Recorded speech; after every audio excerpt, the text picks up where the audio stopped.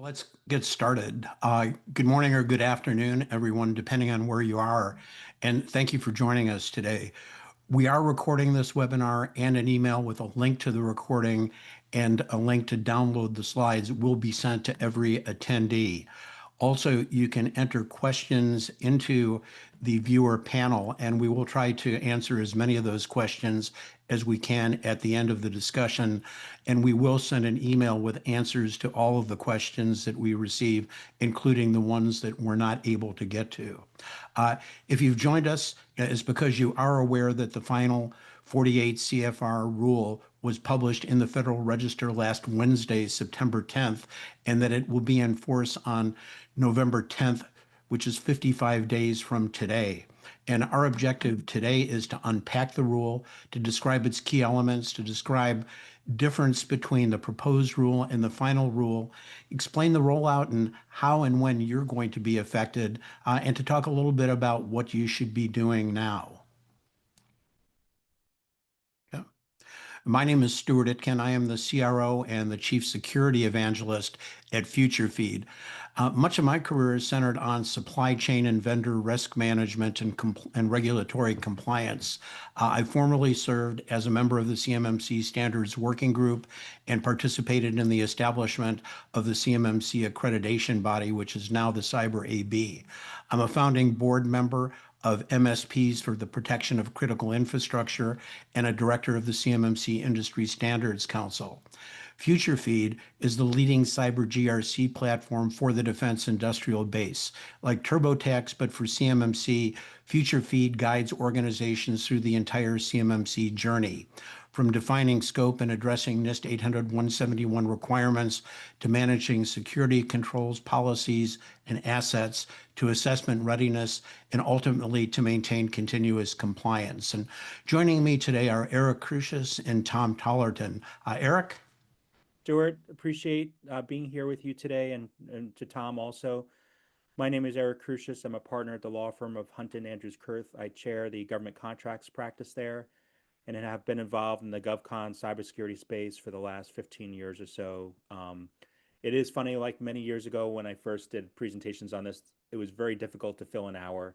Now here we are with a new regulation coming out that can just fill an hour on its own. So there's been a lot of developments over the last number of years in this, and hopefully we'll cover some of them, especially with the advent of the final 48 CFR rule coming up. Look forward to the discussion. Stuart, again, thank you. Tom?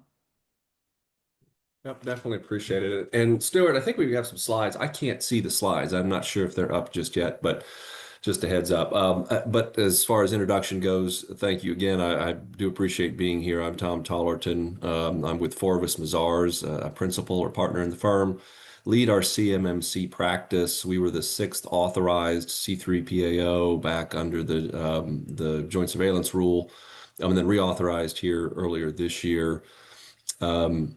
Again, I lead our practice. I'm based in Charlotte, North Carolina. I've been working with NIST 800-171 really since its inception back in 2016, 2017 timeframe. And now that the 48 CFR rule is here, looking forward to helping the ecosystem continue to grow, and obviously helping contractors get what they need done to be compliant, and look forward to sharing what I can here today on the webinar. So back to you, Stuart. Tom, Eric, thank you. Thank you for joining us today. Before we dive into the final rule, I do think it's important to put CMMC and why we're doing this into context, and to understand not only why it's important, but really what we're doing is essential. CMMC isn't about compliance or being eligible to participate on a Department of War contract. It really comes down to each and every one of us being able to sleep soundly at night because we know we're safe and we know that we're protected. It's about maintaining technological superiority over our adversaries. It's about ensuring that the weapons and the systems our warfighters depend upon have not been compromised. It's about ensuring our military forces can operate effectively and covertly, and that our strength remains a deterrent to our adversaries. And every one of us has a role and a responsibility when it comes to our national security. And while the focus of many organizations is on receiving a CMMC CMMC certification, the real objective must be ensuring your ability to protect the sensitive information with which you are entrusted and with which you create. This is all of our responsibility, and this is why CMMC is essential, and this is why we're here today, even though it took us certainly a long time to get here. So let's talk about the 48 or CFR final CMMC rule. I think the most significant thing about the 48 CFR final CMMC rule is that it enables the Department of War to include CMMC requirements in contracts and solicitations, establishing conformance with those requirements as a condition of contract award. As mentioned earlier, 48 CFR becomes effective on November 10th, 55 days from now. It codifies requirements into the DFARS, and it provides enforceable obligations for organizations that handle federal contract information and controlled unclassified information. 48 CFR also creates accountability. It establishes common requirements across the defense industrial base and sets in place a clear timeline for implementation of the CMMC program. The changes between the proposed 48 CFR rule and the final rule aren't that substantial, but we will get into them. Many of the changes we'll discuss are clarifications in response to the public comments received and changes to resolve ambiguities that were pointed out. So terms like current, as in having current CMMC status, have been clearly defined. In terms like senior company official, which may have been ambiguous, have been changed to affirming official, and again have similarly been clearly defined. And Tom is going to walk us through some of the more impactful changes in a little bit. But again, let's not lose sight of the why. While CMMC is about safeguarding FCI and CUI, it fortifies the foundation of our national security by reducing cyber risk and enhancing information security across the DoD supply chain so we can all continue to sleep well every night. So let me turn to Eric. Eric, it took us a long time to get here. Can you walk us through that journey and how we got to where we are today? Sure, and I think this is a really helpful part of where we are, because it gives context as far as what DoD is trying to do, or DOW. I'll probably refer mostly to DoD just because that's how it's referred to in the regulations, although DOW is also an acceptable term when referring to the department that's putting out this regulation.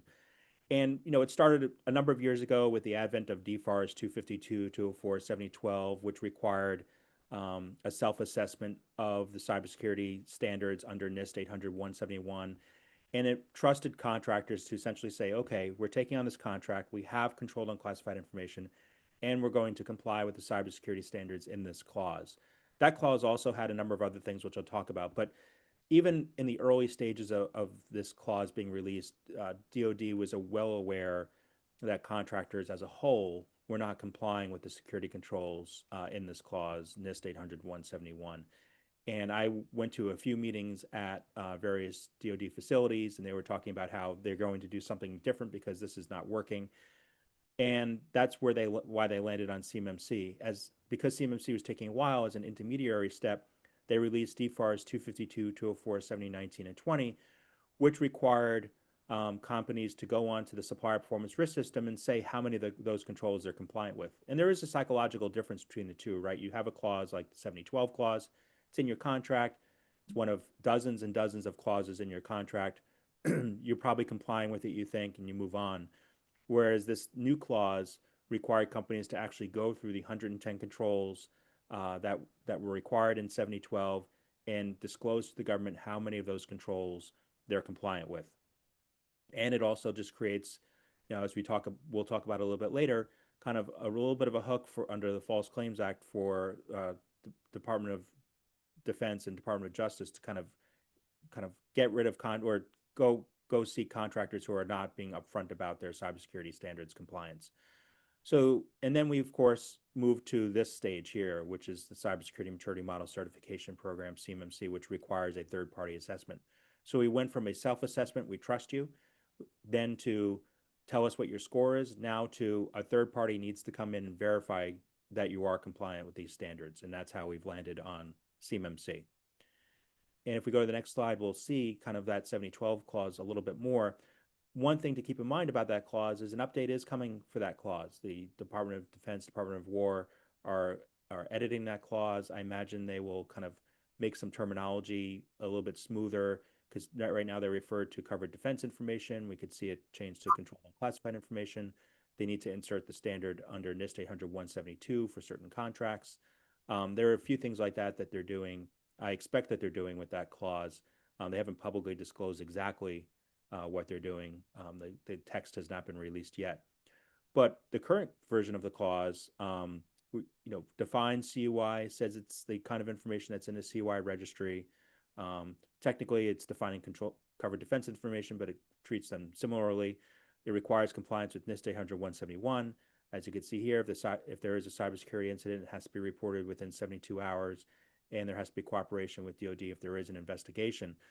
This clause will continue to live alongside CMMC because it requires different things. I think there are some comments in the rulemaking process that came out, like, what are you going to do with 7012 now that CMMC is here? And DoD's position has been and will be, it lives alongside because it has separate obligations that CMMC doesn't have. This is the underlying obligation that CMMC is measuring, in fact.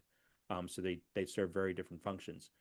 And the 7012 clause all along had language in it that said, we are going to require compliance with the cybersecurity controls in NIST 800-171, the version of NIST 800-171 that's in effect at the time the solicitation is issued. They changed it with a class deviation because revision 3 of NIST 800-171 came out last May, and they didn't want to have contractors comply with it right away, so they issued a class deviation sticking with revision 2. So right now, revision 2 is the revision that's in the 7012 clause, and it is the revision that is going to be in CMMC for the time being. Let me go to the next slide. Too much on clauses.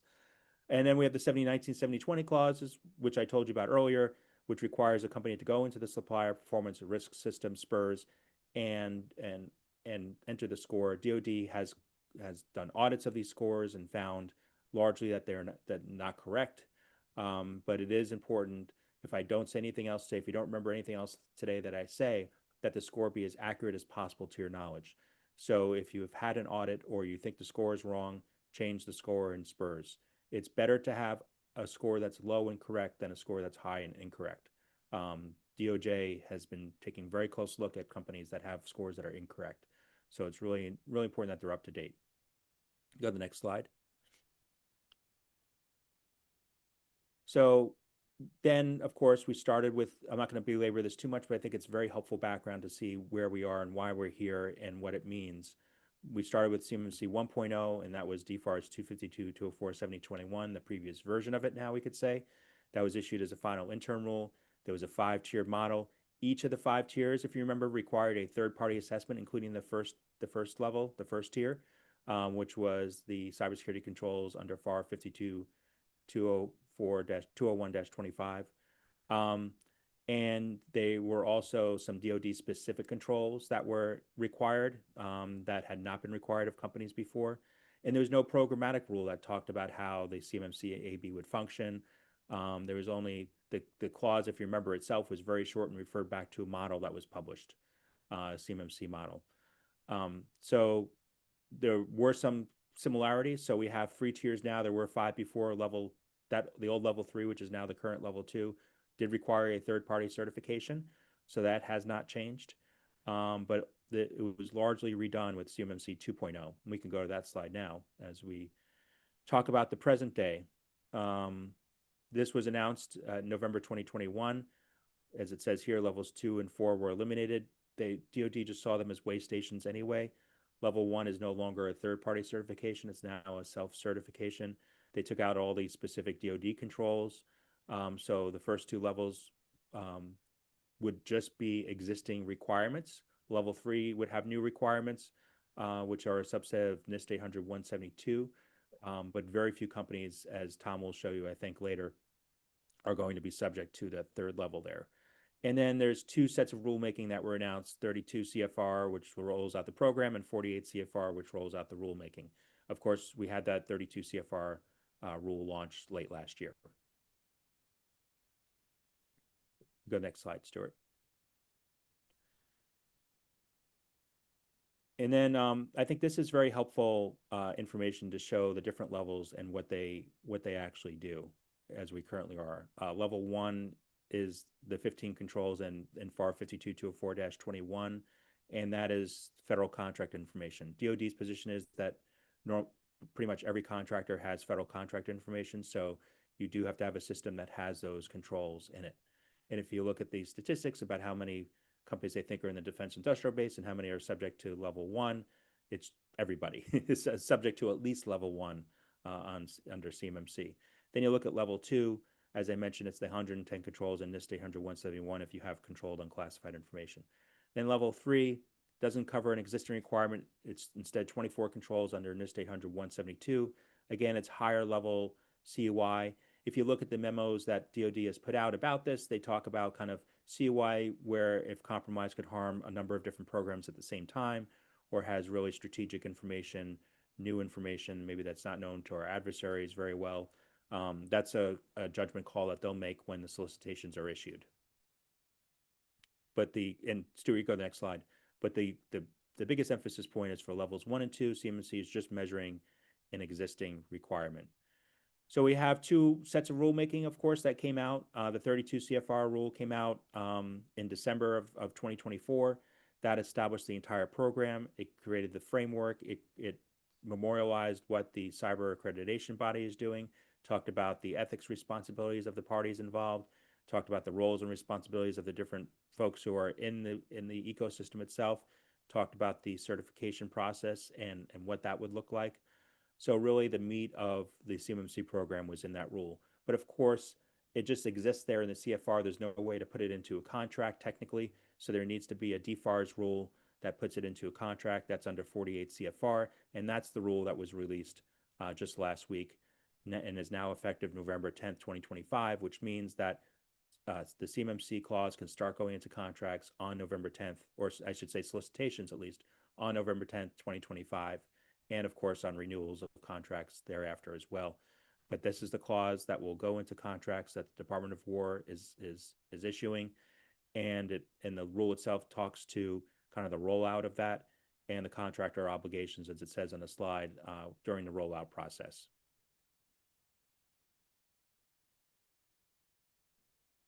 So kind of when talking about the rulemaking and where we are now, the third-party certifications that are required under Level 2 will be done by certified third-party assessment organizations, C3PAOs. It's up to the contractor to define the scope of the assessment. It's not up to the C3PO to do that, and that's an area that contractors should be very careful about. And the C3POs are going to review those controls and assess where they are met or not met.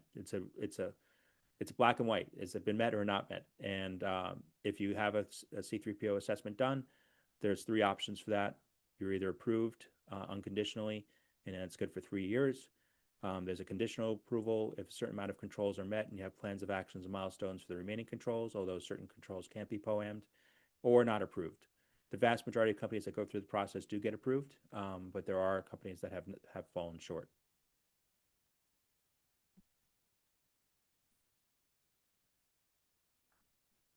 And then, so the kind of information that the solicitation and contracts that a company will perform will define which level and what kind of assessment a company needs. So if a company only will deal with federal contract information, they only have to be concerned with a level 1 self-assessment.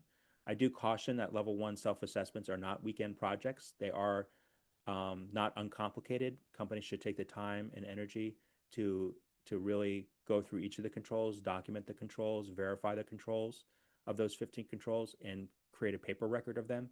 DoW will still be looking at those controls, so it's really important to not sleep on that. But if you have controlled unclassified information, then you're going to need at least a level 2 self-assessment, most likely, according to DoD's statistics, a level 2 third-party assessment. But when you're kind of looking through the process of what happens, you as the company will establish the scope, and then you'll ask a C3PO to come in and verify that the scope that you have defined meets the control requirements under NIST 800-171 Revision 2. And then once that scope is defined and the assessment is done, the company is given a unique identification number, and that UID is given to the contracting officer once the contract is about to be awarded. So that assessment needs to be completed by the time of contract award. If there is no successful assessment done by the time of contract award, the company will not be eligible for contracts. And that includes subcontracts too, right? If a company is awarded a prime contract and they're relying on a subcontractor, that subcontractor also has to have a unique identification number if they're receiving FCI or CUI during the process of the contract performance. So there are two things. I know that, you mentioned, level 1 and level 2 and scope. One thing it's important for people to recognize is that the scope of level 1 may be different from the scope of level 2, so that a level 2 assessment, while it incorporates all of the requirements within level 1, the scope may be different. So for some organizations, it really may necessitate two different assessments to be completed. And also, Eric, I wanted to ask that I know we throw around a lot of acronyms. There's tons of alphabet soup. Somebody did ask in the chat, could we just provide a brief description of FCI and CUI? I know we talk about them all the time, but I think for those who are just kind of getting into this, can you just kind of give us the thumbnail definitions of those? Yes, I'm sorry, I'm going to be taking the rest of the hour now as we define those. I'll do the thumbnail definition though. FCI is essentially non-public information. So your contract could potentially be FCI. Anything that you send or receive to the government could be FCI. Anything that is not publishable on the front page of the Washington Post is likely at least FCI. So there are technical definitions that you could find if you look at the FAR clause I talked about earlier, 52.204 21, that has a definition of FCI in it. And then when you talk about CUI, if you look at the 7012 clause, the 7012 clause talks about CUI as information that's marked by the government as being CUI, or as the kind of information that's in the CUI registry put out by the archives. And that registry is online and available for free, and is used in the performance of the contract. So it's marked or unmarked and used in the performance of the contract, and the kind of information that's in the CUI NARA archives listing.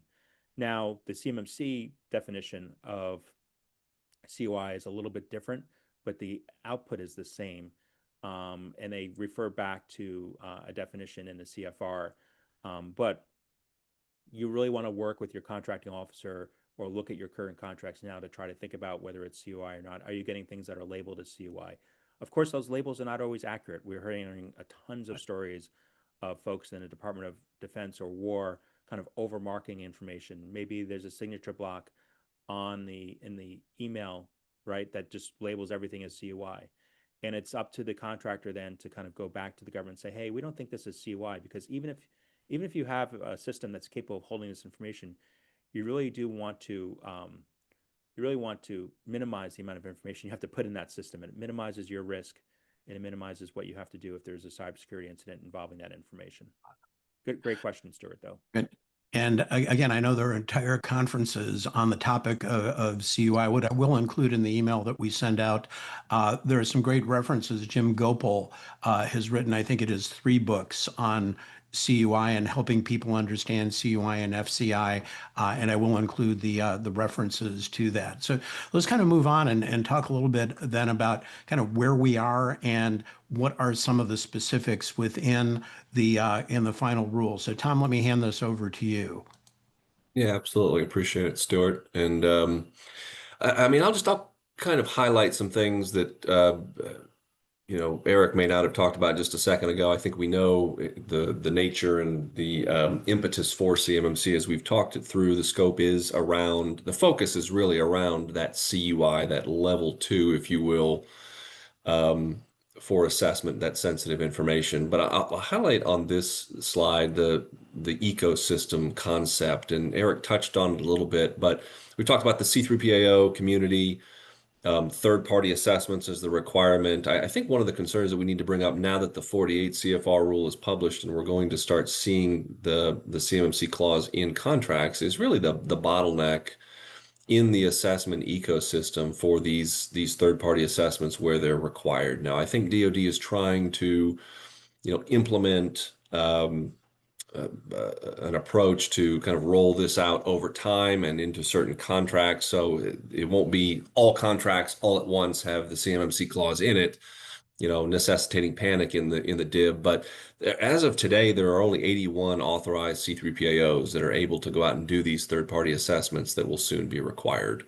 And also a bottleneck of individual assessors as well. So that's something to think about as you're getting ready. Eric talked about, self-assessment, making sure you're getting ready, but also the need to start talking to C3PAOs and finding one that can support an assessment on the timeline that you're going to need. It's not something you want to wait for next year. We'll talk a little bit more about kind of what the timeline and rollout looks like. But, with the number of companies that are serving the DIB, organizations really that are serving the DIB, and serving DoD with only 81 authorized C3PAOs, we do anticipate quite a bottleneck. We can go to the next slide, Stuart. And then just a little bit of a rehash, kind of rounding out the picture of what Eric was talking about with the levels. And I think we have a couple of questions. I was kind of perusing some of the early open questions. I'll try and address them maybe here if we can knock them out. But Eric did talk about that self-assessment at level 1, the fewer number of controls or practices, as they're called. That's an annual self-assessment requirement. So contractors can do an annual self-assessment and then submit the results of that self-assessment, expected to be a 110 now. Well, not 110, but expected to be a perfect score in SPRS. And then at level 2, as I mentioned a second ago, is really the focus for CUI. And that's where the NIST 800-171 control framework comes into play. Where you either have to perform a self-assessment, very few companies will be likely permitted to conduct a self-assessment at level 2, or engage a third party, that C3PAO, for assessment. That's where you'll need that perfect 110 score and the certificate of status, level 2 certificate of status as it's called, from the C3PAO. Submit that into EMAS and into SPRS every 3 years. As Eric mentioned, it is a 3-year certificate life cycle with your C3PAO. And to answer one of the questions in the chat, when you do the third-party assessment with a C3PAO at level 2, you do not need to do a self-assessment that year, though you do need to affirm the certificate and the assessment performed by the C3PAO. And that's done in SPRS, in the Supplier Performance Risk System. And then in years 2 and 3 of your certificate lifecycle, you do need to at least conduct an affirmation that the certificate is still valid. And what that means is your environment is still the same and that you are still compliant with the 110 requirements. You still have that perfect score, and you are affirming as an affirming official that is responsible for doing that in those off years. And then at level 3, those are expert level controls. It's based upon a sort of a follow-on framework to NIST 800-171. It's 800-172. And those assessments are conducted exclusively by DIBCAC. So there are no self-assessments at level 3, and there are no C3PAO assessments at level 3 as well.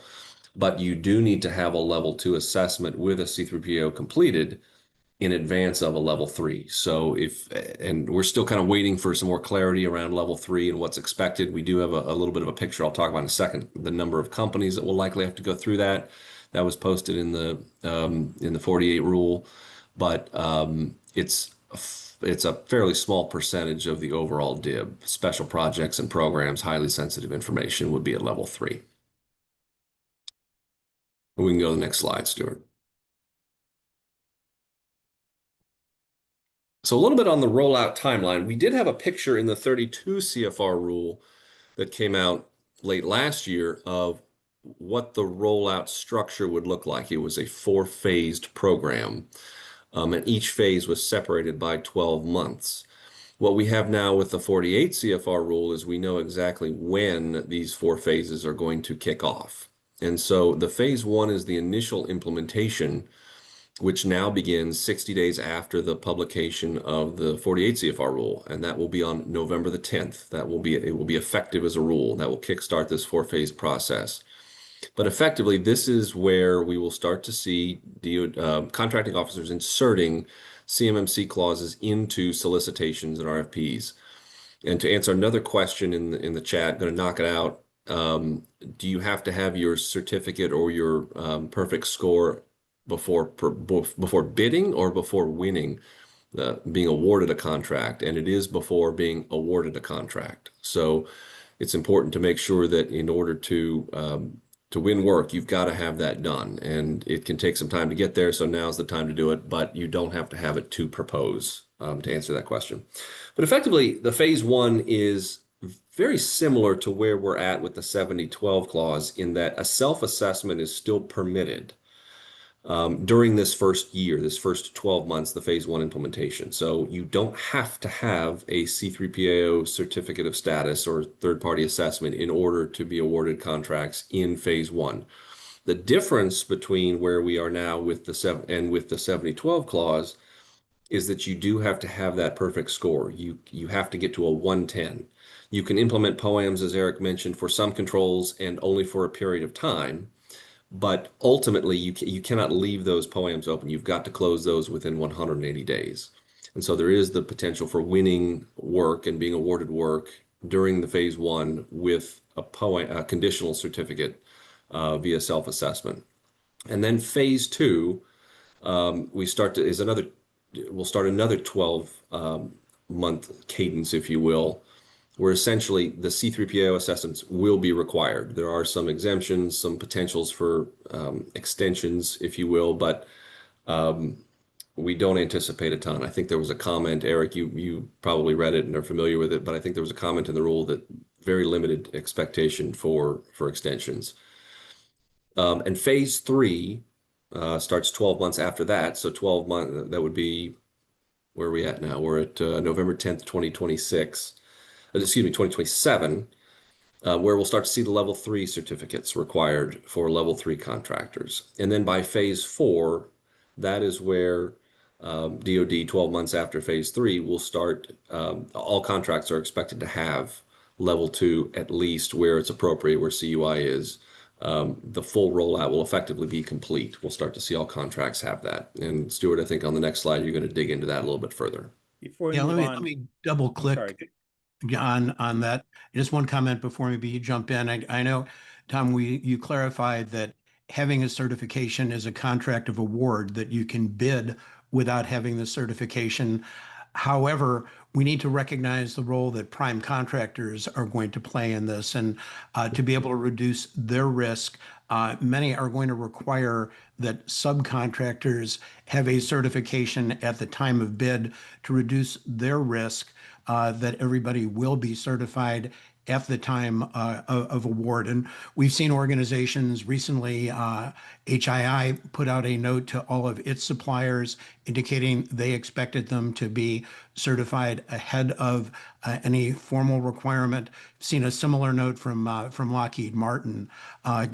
Eric, you wanted to double click on something? Yeah, and kind of working off that point, if you go back to the previous slide, just really briefly, it talks to the fact that DoD may accelerate the requirements also. So we may have, these 4 phases, but it's possible that in some circumstances that DoD could advance the requirements, especially if they feel like most of the DIB is there and they can put the requirement in without losing potential bidders or opportunities.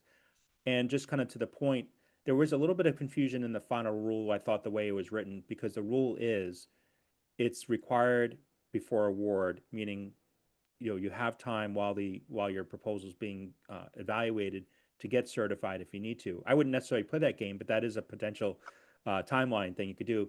And there is something in the rule that kind of talks to the fact about giving the UID over in response to solicitation in the proposal.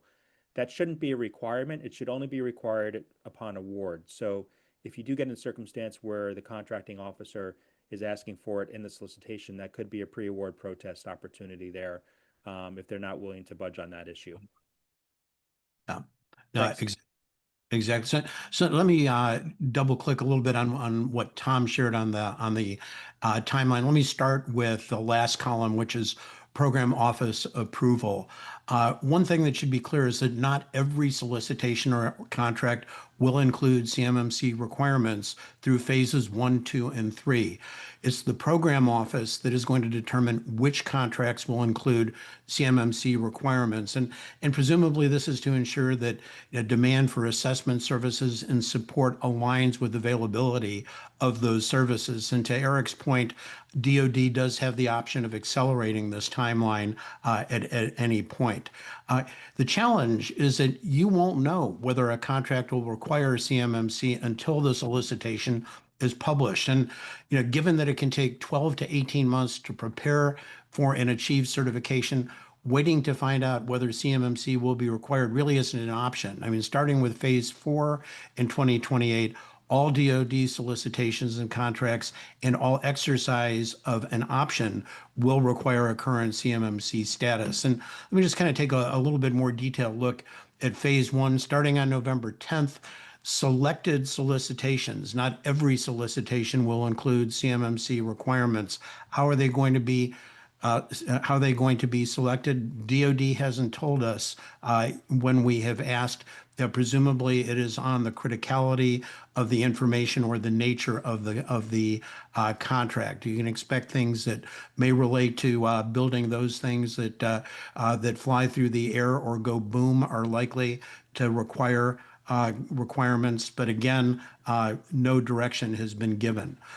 During this first phase, either a self-assessment with a score of 110 or with a score of at least 88 with allowable POAMs is going to be required. And as Tom said, POAMs must be resolved in 180 days to remain eligible, and a perfect score is required for level 1.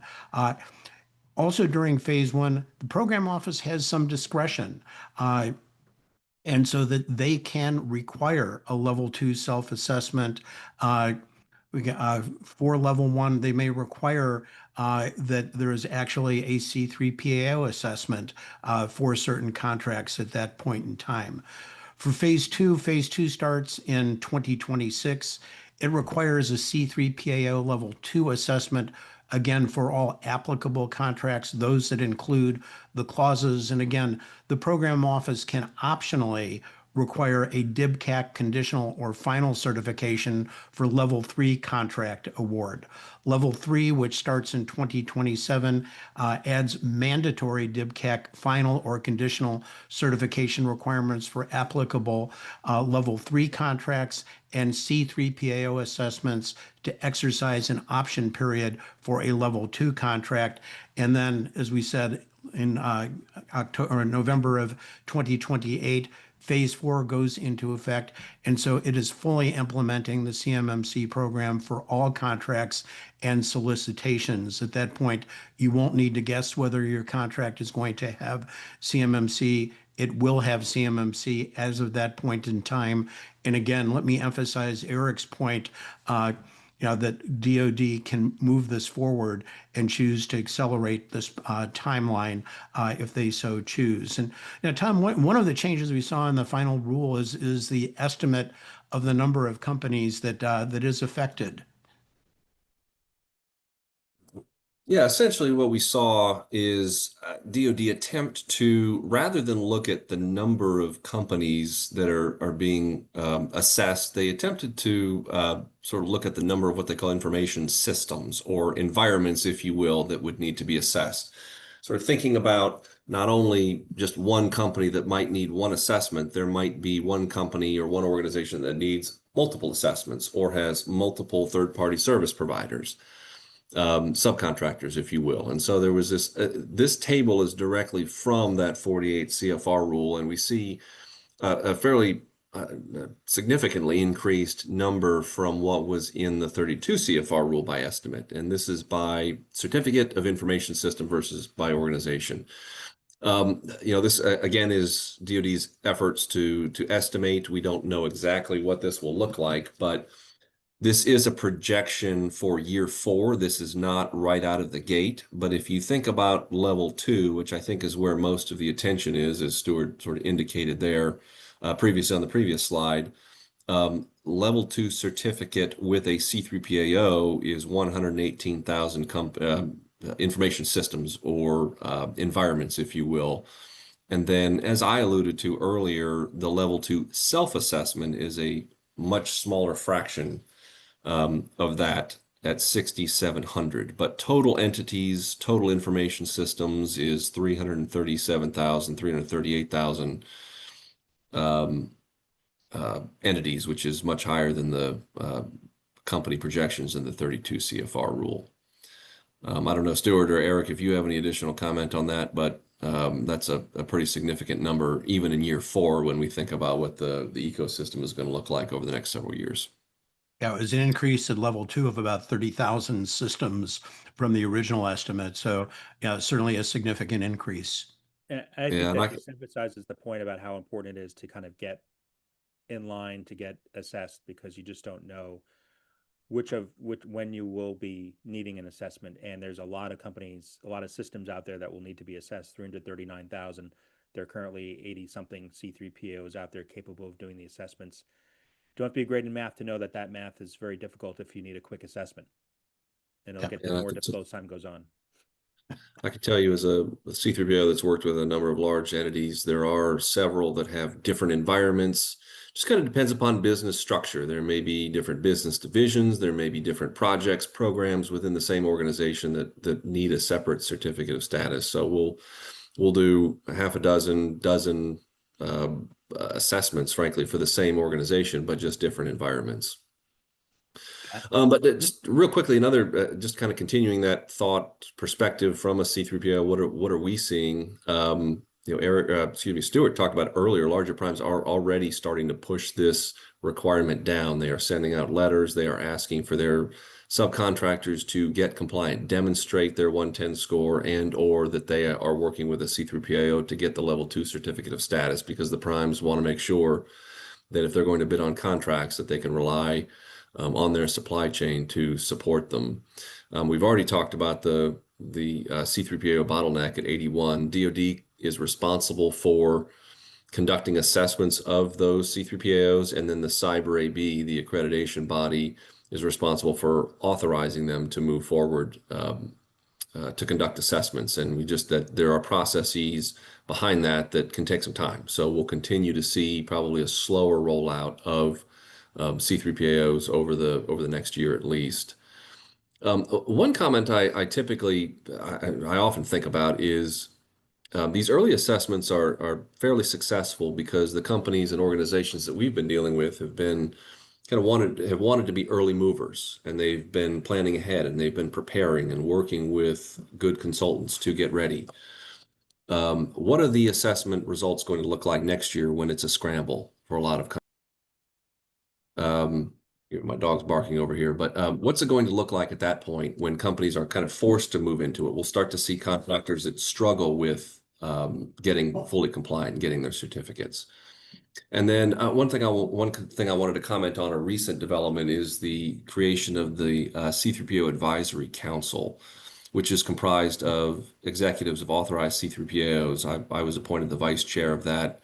But we are trying to help the ecosystem of C3PAOs approach these assessments consistently, efficiently, and with similar interpretations of some technological and process questions to make sure these assessments are as streamlined as possible. So that's a development that's recent that you may see in the news and in various conferences, but know that C3PAOs are very conscious of trying to be efficient and effective with their assessments.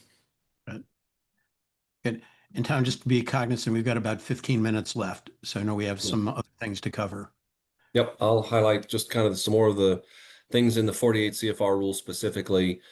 I think Eric talked about that contractors don't need to notify their contracting officers about lapses of information security in this particular rule. One thing of note that Stuart, you mentioned previously, they have the right to implement CMMC into existing contracts. It does not require it's not applicable to new contracts only. And then one thing that's important from a supply chain management perspective to keep in mind is that you have to collect a unique identifier that's assigned to each information system. That's the responsibility of the prime to grab that from every subcontractor in their supply chain and then report it to the contracting officer, and any change during the performance of the contract. So this kind of hits on the idea that CMMC is not, well, we get our certificate and we're done. There is program and process management that has to continue for prime contractors in particular to maintain CMMC compliance status moving forward.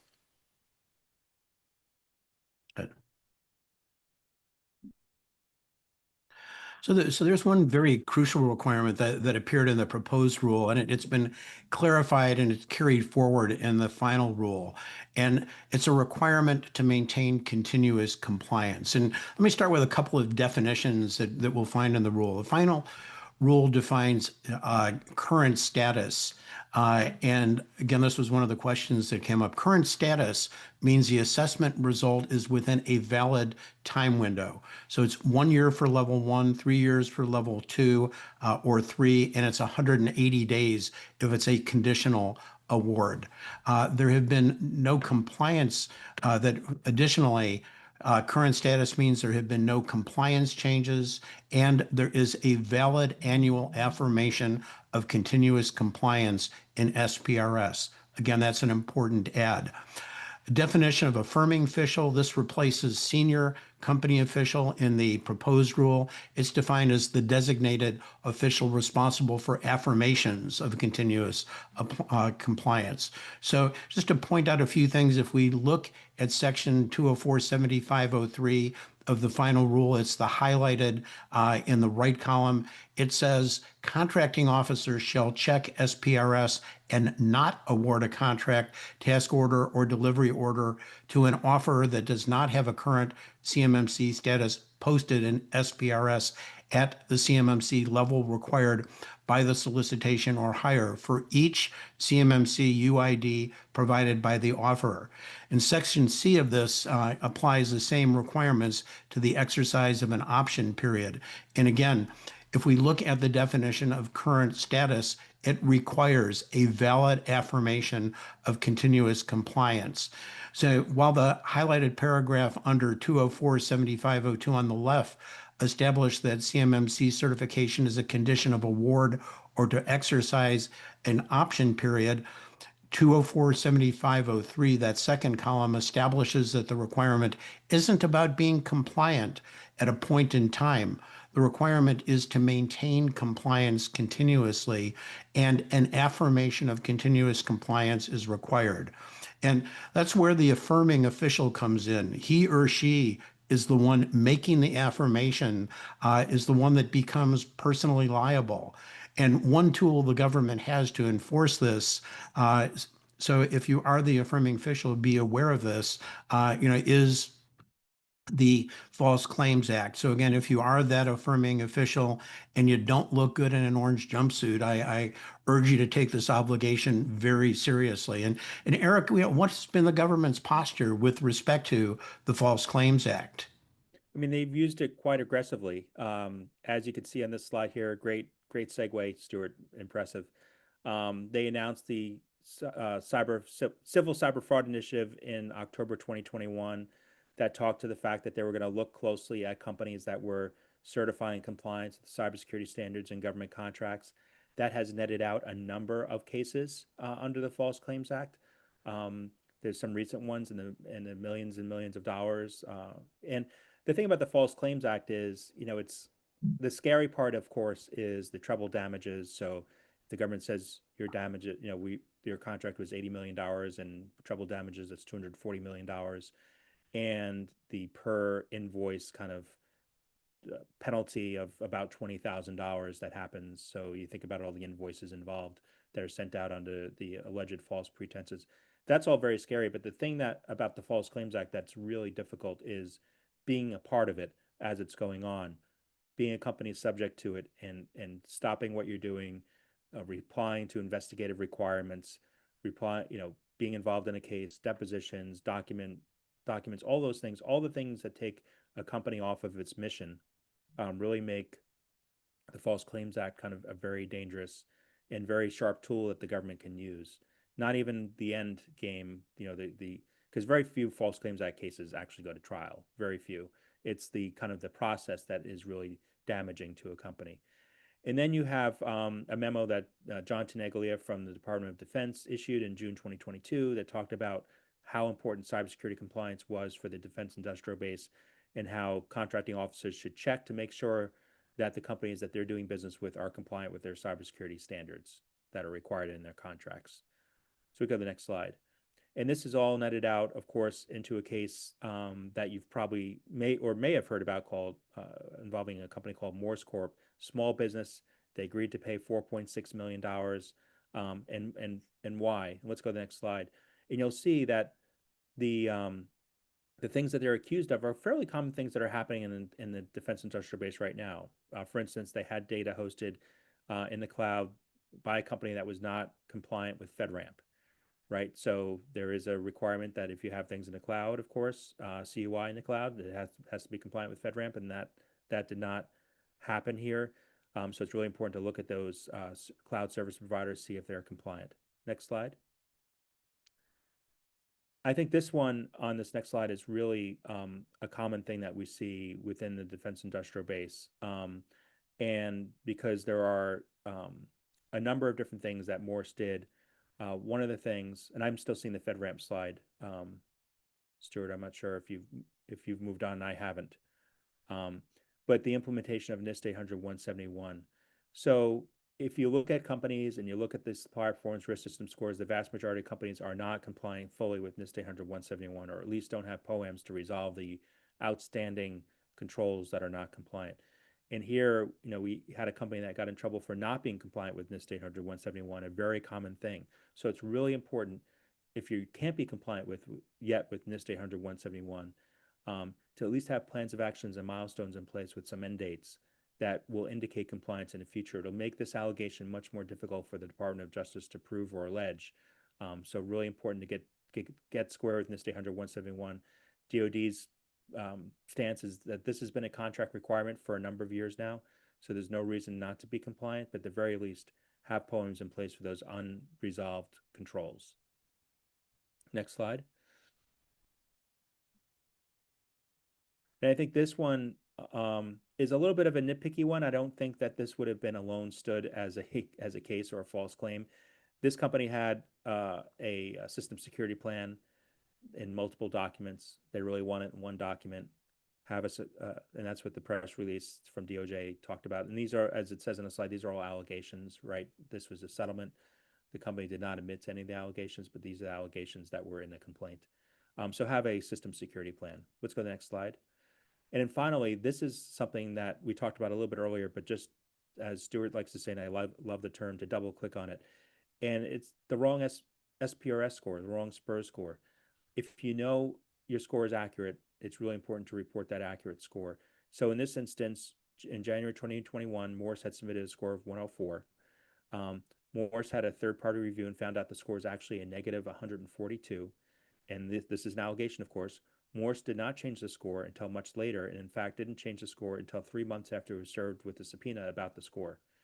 So really important to have an accurate score. That is a definite angle that the government could use under the False Claims Act. So very much always have an accurate score in SPRS. And two last things to touch on while they're outside of the 48 CFR final rule, but they are on the horizon and things for people to be aware of. So Eric, maybe you just can quickly touch on the FARS CUI rule. Yeah, very quick, because I think it's really important. If you're outside the defense space or have contracts outside the defense space, there is a federal acquisition regulation rule that's going to require compliance with NIST 800-171 across the board, across the government. And that rule is in the late stages of the rulemaking process. The estimate is December of 2025 that rule will be released. And of course, that can serve as a basis to put CMMC on those civilian contracts as well. But remains to be seen if that happens or not. But that's the goal of the government right now. And the most interesting part about this rule is that there will be a form that the contracting officer fills out that will identify the controlled unclassified information in that contract.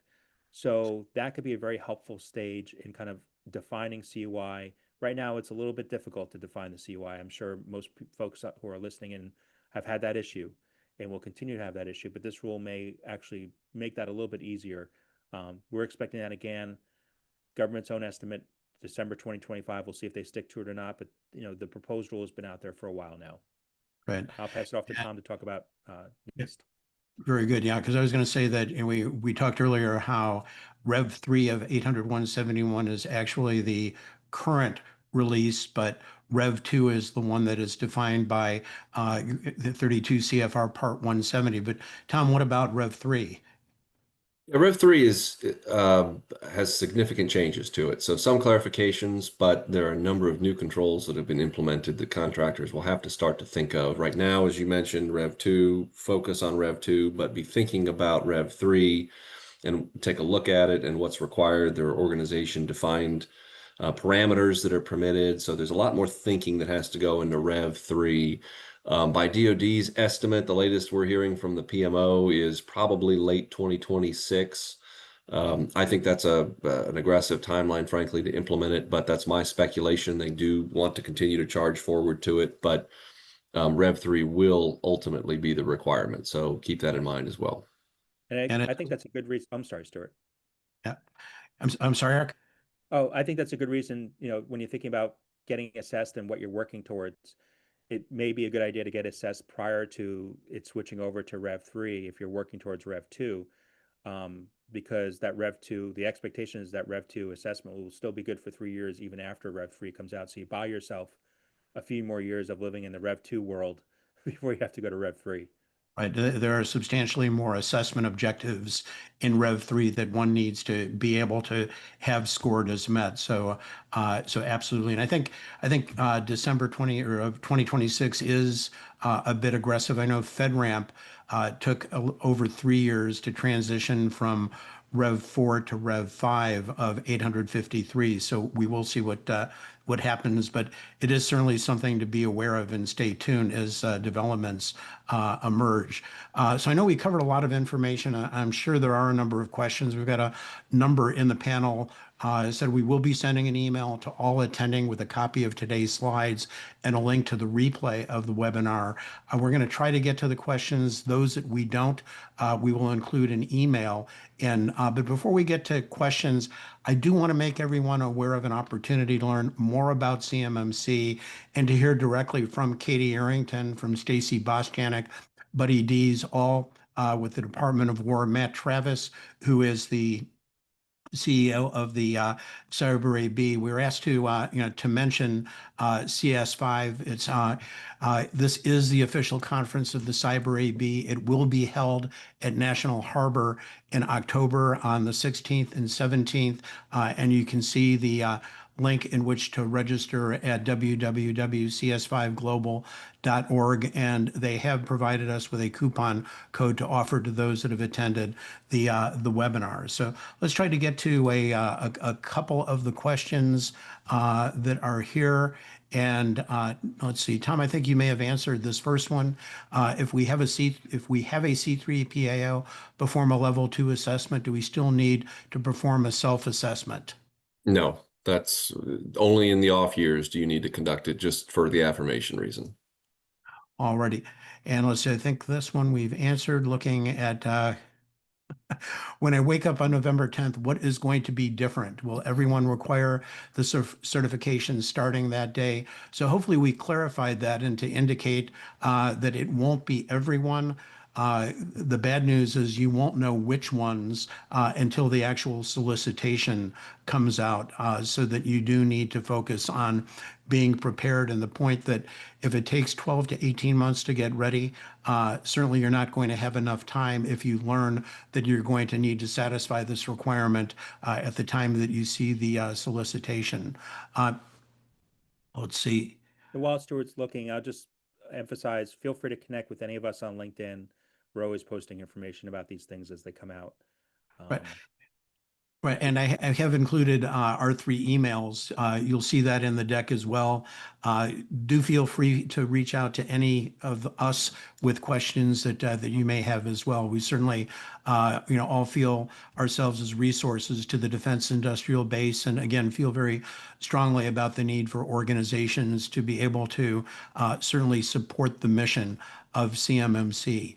Tom, maybe this is one for you. What is the difference between needing a CMMC C3PO as a DoD contractor and a cloud service provider providing an IaaS or a PaaS service to support a customer needing CMMC? So what is the requirements for cloud service providers and for a cloud service that's being used by an organization seeking certification. Boy, that's another hour-long webinar we could go through, Stuart. Trying to answer as quickly as possible. I mean, CSP requirements in general are FedRAMP Moderate certified or FedRAMP Moderate equivalent, as determined by a 3PA, a FedRAMP 3PAO, for a cloud service provider of any kind that is hosting CUI information. A CMMC level 2 certificate is not sufficient. Other external IT service providers, security service providers, SOCs, Security Operations Center, etc., can have CMMC level 2 certificates to support a contractor, but for cloud service providers, for hosting CUI, you must have that FedRAMP Moderate certification or equivalency. That's the And best I can do in about 30 seconds. that's a great answer. And I'll just add really quick, whenever using a service provider in this area, ask them, have they done X before? So if you're hiring them to do X, have they done X before? What experience they have in X? Have they done an assessment? Have they advised you on this issue? You really don't want to have somebody, which you see the post on LinkedIn occasionally, like, oh, I have my first CMMC client. Tell me what to do. You don't want that to be about you, that you've hired that person. So the time is now to kind of find the people who have been there, done that before. Yeah, absolutely. One question, is there a minimum score that's required for phase one? For phase one, you need to meet all of the 15 requirements of FAR 52-204-21. Those are actually embedded in 17 of the controls within 800-171. So it's those 17 controls that need to be satisfied, but you do need to have 100% of those scored as met. I know we are just over time. We have a large number of questions that are left. And as I said, we will put together answers to all the questions that we have received.